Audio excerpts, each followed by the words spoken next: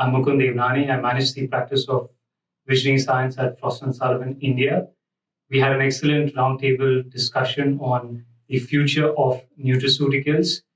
We are very excited to have Mr. Venkat Raghavan, President Food Ingredients at Tirumala Chemicals here with us. Thank you, sir, for joining us for this conversation. How did you find the session today? Very interesting, and we are probably in the cusp of a revolution in India in the nutraceutical space.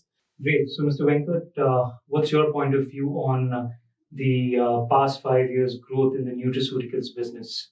Absolutely, and seeing a lot of organized players coming into this industry. We sell our ingredients globally, and I see a lot of difference between how global players operate and how India operates. There are a few challenges, and there are a great number of opportunities. So, especially in some specific sectors, it is. The industry has been growing very, very fast. Even North America, which is kind of a mature market for these kind of products, is still growing at 6 to 7% plus. So India has great opportunities set up in terms of having the fundamental products that may go into nutraceuticals. Mr. Venkat, in your opinion, which nutraceutical ingredients can make us more competitive? It's intensive in terms of biotech. So India has basic infrastructure for good biotech R&D, but to take it forward to the next level in terms of commercialization is where I have seen India lacking compared to some of the European giants and the American giants.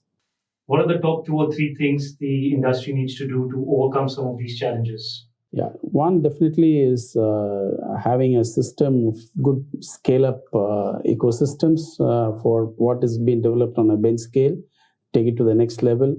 The second is technology, to adapt to more technologies that can help in distribution, supply chain, get to the consumer.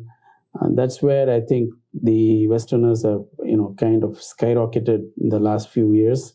So India has the basic things. I mean, a lot of service for this industry is being provided by India. Sure. So India can leapfrog, has potential to leapfrog here.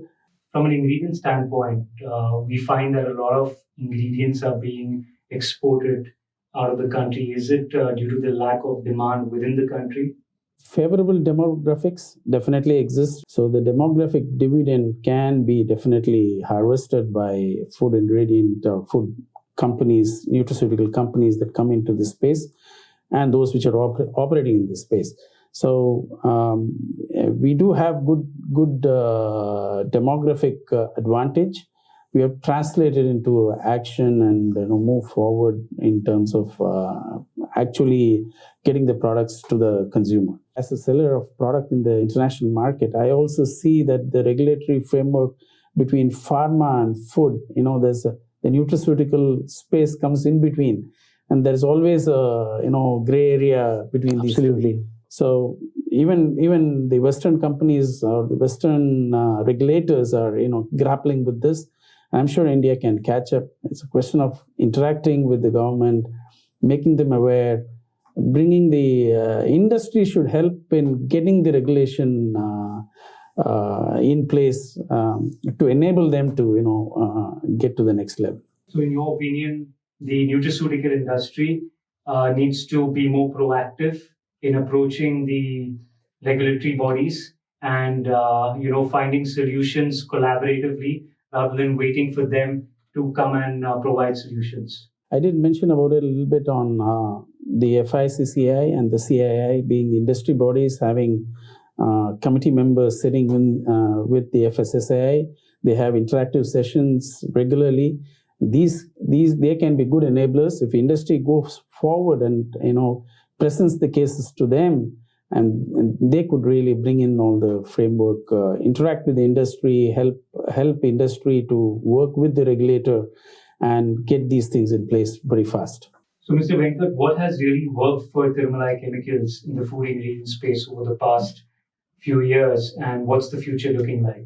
Yeah, fantastic. Actually, the last 5 years has been very good growth for us. Fantastic. It has also helped us expand our capacity to meet the growing demand. I think demand has been growing at 13 to 18%. So, Mr. Venkat, you've been catering to the ingredient demand of the functional food segment. What is the outlook for this particular segment? And do you see that the current slowdown in the economy has actually impacted the functional foods business? I have been talking to people in the industry, and I don't see any slowdown in the industry. Food industry continues to grow. There are sectors that are growing very fast, and there are sectors where India has only scratched the surface. So there is opportunities there also. But I think sports nutrition, functional ingredients, performance nutrition would be one of the fundamental sectors that in the nutraceutical space can grow pretty fast. So, Venkat, thanks for giving us your valuable time today morning during the session and this fantastic discussion. We thoroughly enjoyed that, and it's really interesting to understand your perspective and your point of view on the nutraceutical industry, the future of the nutraceutical industry in terms of where it's headed, what are the enablers, what are the challenges some of the industry participants are facing, and also what are some of the exciting opportunities that companies should be looking at to leverage on.